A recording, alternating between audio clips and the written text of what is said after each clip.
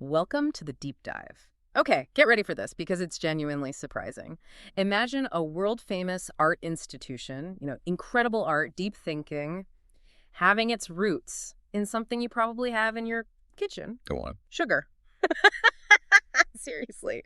We're talking about the Tate galleries today. We're going deep into their history, some really unexpected facts, and of course, the amazing art. Ah, the sugar connection, Henry Tate. Exactly. Yeah, okay. So our mission here is to figure out how just one, very generous donation grew into this whole empire of 4 galleries, each one quite different. Mm-hmm. And we'll look at how the Tate keeps shaping the art world, even London's economy, actually, and how it sort of changes how we all engage with art.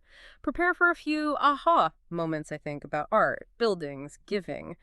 And what's fascinating, I think, is how the Tate story really mirrors bigger cultural changes, from Victorian times right up to contemporary art. Right. It says so much about how public galleries evolved, making art, accessible for everyone. It's a great story of vision, really. Definitely. And we've got some great material to dig into histories of each gallery, some odd facts, insights into famous collections. So let's jump in. Let's do it. Okay, so to really get the Tate story, we have to start with that surprise ingredient, sugar. The man, Henry Tate. A sugar merchant, an industrialist. Kate and Lyle. You still see the name everywhere. You do, and he was quite the entrepreneur, apparently. Started his first grocery store aged just 20, had 6 by the time he was 35. Wow. Building an empire early on. Right.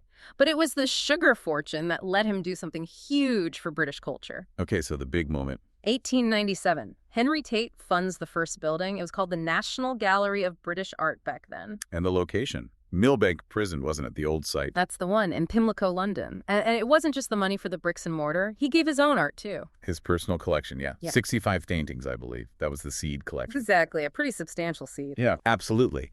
And that kind of philanthropy from an industrialist like Tate was, hugely important back then. It wasn't just a building, it was the foundation for a public art collection. Which has just grown and grown. Exponentially. And his taste, it leaned towards British Victorian art, didn't it? The pre-Raphaelites. That's right, those incredibly detailed paintings, often based on myths or literature. Mm-hmm. Think John Everett Millet's Ophelia, the one floating in the water? Oh, yeah, iconic. And J.W. Waterhouse's Lady of Shalott. Those are part of that initial gift, or certainly the style he favored. Giving that kind of private wealth for public good, it really set a precedent. So how did that first gallery become the Tate we know now? Because it wasn't independent at first, was it? No, not at all. It actually started life as an annex, sort of a branch of the National Gallery. The one in Trafalgar Square. Right. And the National Gallery controlled it until 1954. Quite a long time. And people just started calling it Tate. Pretty much. The public just, shortened it. Yeah. Practical. And the name stuck, thankfully. Easier the National Gallery of British Art, Millbank branch. Definitely. But then the collection started to change, right? It didn't stay just British. No, pretty early on, actually. Early 1900s. There was a bit of controversy, I think, when they acquired a collection of international contemporary art. Oh. What was the controversy? It was apparently meant for Dublin.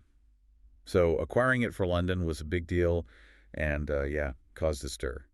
But it was a huge step. Because it broadened the scope beyond just British artists. Exactly. It really signaled the direction Tate would eventually go in, embracing a much wider, more international view of art. Which ultimately led to needing more space, I guess. Precisely. That shift, that growing appetite for modern global art. Well, it showed that one building wouldn't be enough. Foreshadowed the whole network we have today. So let's talk about that network. Today, Tate isn't one gallery, it's 4. A whole family. Shall we do a quick tour? Yeah, let's break them down. Okay, first up, Tate Britain. The original, still there in Pimlico on the old prison site, opened 1897. And its focus is still British art, right? From way back. Yep, 1500 right up to today. It's the oldest, 102 years older than Tate Modern, which is kind of mind-blowing when you think about it. And it holds the Turner collection. That's huge. Oh, absolutely massive. J.M.W. Turner left it to the nation. 180 oil paintings, and get this 19,000 drawings and watercolors. 19,000. Wow. I know. They built a special wing for it, the Clore Gallery, back in 1910. Right. So that's the historic heart. Okay. Then we head north to Tate Liverpool, opened in 1988. In the Albert Docks. Very distinctive location. Yeah, really transformed that area. It was called the Tate of the North initially. The idea was for it to have its own vibe, maybe reach a younger crowd, strong focus on education. And the cafe, designed by Peter Blake. Yes, Sir Peter Blake, Mr. Pop Art himself. How cool is that? Very cool. And Liverpool hosted the Turner Prize, didn't it? It did in 2007. That was a big deal the first time the prize was held outside London. Timed perfectly with Liverpool being European Capital of Culture in 2008, too. Exactly. Put it firmly on the map. And they show international stuff too, right? Like that German and American collection. Yeah, the Froelich collection in '99, Bose, Warhol, Richter, showing its global contemporary credentials. Okay, next stop, the seaside. Tate St. Ives in Cornwall. Beautiful spot, opened in '93. Chosen because of the connection to Barbara Hepworth, the sculptor. Her studio museum is there too. Right, the whole St. Ives modernist art scene connection. And the building itself is on an old gasworks site overlooking Porthmere Beach. Imagine working there. Stunning. And funding for this one was more community-based. Yeah, a mixed local community, the Henry Moore Foundation, European funding. And it mainly shows art from the main Tate collection, but specifically artists with links to the area. Makes sense. Keep that local connection strong. And it's been super successful. It gets like 240,000 visitors a year. They even had to expand it recently, finished in 2017. They've shown work related to Virginia Woolf, Patrick Heron, Amy Siegel. So, a real regional powerhouse, drawing on the main collection, but with its own focus. Exactly. Which brings us to the final one, the big one, Tate Modern. Ah, yes. The youngest, but probably the most famous globally now. Totally. Opened in 2000.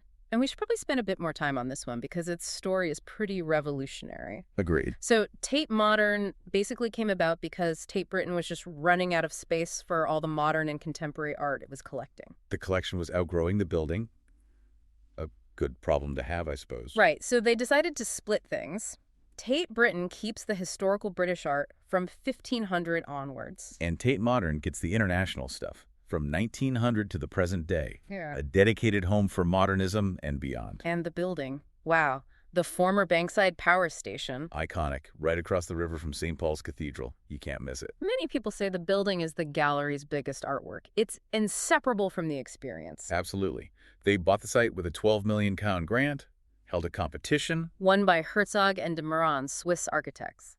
Yeah, and their genius was keeping so much of the original building's character, not just wiping the slate clean. Right, that massive turbine hall, 35 meters high, became the entrance. Just staggering space. And the old boiler house turned into the gallery spaces. Work started in '96, opened in 2000, and it just, well, exploded onto the scene. Exploded is right. It's the second most popular museum in the UK, over 6 million visitors in 2019. Incredible numbers. And the economic impact for London, around 100 million a year. It often gets more visitors than Tate Britain, actually. Which is interesting, isn't it? The younger siblings stealing the limelight. Well, contemporary art has a huge draw, and that builds. True. Plus, the main collection is free to enter, which is amazing. Big special exhibitions are ticketed, obviously. Standard practice. And the names you see there, Warhol, Lichtenstein, Picasso, Matisse, Rothko. Giants. They had a big Warhol show in 2020 from his foundation. And they have a great Kandinsky collection, too, showing his development. You can see his influence on Picasso and Matisse right there. It's funny, though, you mentioned Tate Britain used to show some of this stuff, like that collection with Renoir and Van Gogh back in the 60s. Yeah, the John Hay Whitney collection. It shows the demand was there long before Tate Modern existed. The pressure was building for a dedicated space. Okay, so beyond the amazing building, Tate Modern does something really different with how it shows the art, doesn't it? Oh, definitely. It's quite radical, really, their whole curatorial philosophy. They display it thematically, not chronologically. Explain that a bit. Right. So instead of walking through rooms ordered by date 1910, then 1920, then 1930, you might walk into a room exploring a theme, like artists and society or materials and objects. And a piece from, say, 1900 could be right next to something made last year. Exactly. If the curators feel they connect thematically, they put them together. It creates these amazing dialogues across time. And they change these themes around. It's not fixed. No, they refresh the displays every 5 years or so. Keeps it dynamic. Back in 2000, the themes were things like History Memory Society or Nude Action Body. Later, maybe Poetry and Dream or Energy and Process. Always finding new connections. Precisely. And some pairings are just brilliant. One famous example is hanging Monet's Water Lilies near a Mark Rothko painting. Monet and Rothko. Seems like an odd couple. On the surface, maybe. But it lets you see how both artists, in totally different ways, were obsessed with capturing light and atmosphere. It makes you look at both works differently. That's fascinating. It forces you to think more rather than just following a timeline. Exactly. And the experience isn't just the art, right? There's more to Tate Modern. Oh, yeah. It's got one of the best art bookshops in the country. Seriously dangerous for the wallet. Huh, bet. And the views. From the kitchen and bar up on the 6th floor, you get these incredible panoramas over London. St. Paul's is right there across the river. Nice. And a travel tip for getting between Tate Modern and Tate Britain. Ah, yes, the ferry.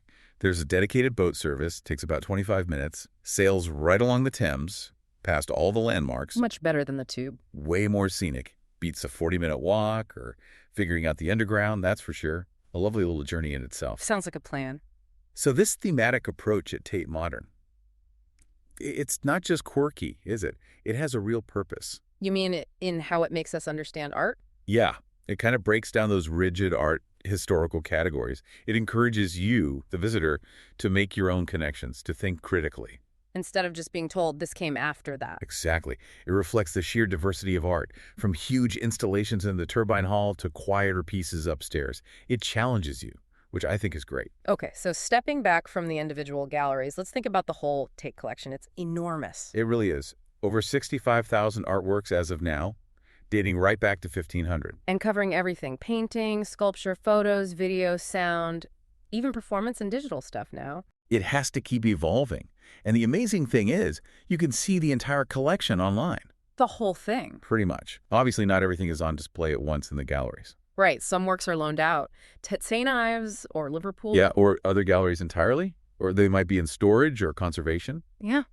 But the digital access is incredible. Truly global reach. And keeping this collection growing and keeping the galleries free. That takes support, doesn't it? That brings us to the Tate members. Ah, yes. Originally, the Friends of Tate Gallery started way back in 1957. And they actively raise money to buy new art. They do. Significant pieces, like they helped acquire Picasso's Weeping Woman.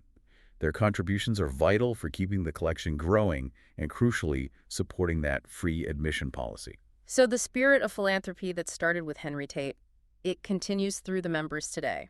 Absolutely. It's a collective effort now. Public funding, private donation, membership support. That initial gesture from Tate has been amplified over generations. It shows a real belief that this stuff, art, knowledge, beauty, matters most when it's shared. So there we have it. From sugar cubes to a global cultural force. That's the Tate. Quite a journey. We hope listening to this has given you a new angle on how art, buildings, history, even business all weave together to create these incredible public spaces. Definitely. And the Tate story really shows how places can be reinvented, how industrial relics like a power station or a gasworks can become these buzzing hubs of creativity. Yeah. It proves art isn't just something static in a frame. It changes, adapts, reflects us back to ourselves, Yeah. both in what it shows and how we get to see it. So maybe next time you walk past an interesting old building or even look at a painting, think about its hidden story, its journey. Where it came from, what it could become. Yeah. And here's a final thought to leave you with. If a massive power station can become one of the world's leading art galleries, what other ordinary, maybe overlooked structures in your own town or city have that kind of hidden potential, just waiting for a new purpose? Food for thought. Definitely. Thanks for joining us for this deep dive.